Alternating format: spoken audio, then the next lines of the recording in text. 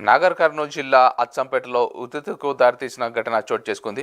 పట్టణంలోని పోచమ్మ దేవాలయంలోని పోతురాజు విగ్రహాన్ని గుర్తు తెలియని వ్యక్తులు ధ్వంసం చేయడంతో స్థానికంగా ఆందోళన నెలకొంది. సమాచారం అందుకున్న వెంటనే హిందూ సంఘాలు, వివిధ రాజకీయ పార్టీల నాయకులు ఆలయానికి చేరుకుని తీవ్ర నిరసన వ్యక్తం చేశారు. ఎమ్మెల్యే డాక్టర్ చిక్కుడు వంశీకృష్ణ ఘటనా స్థలాన్ని పరిశీలించారు.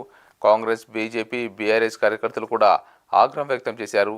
పోలీసులు కేసు నమోదు చేసి దర్యాప్తు ప్రారంభించారు.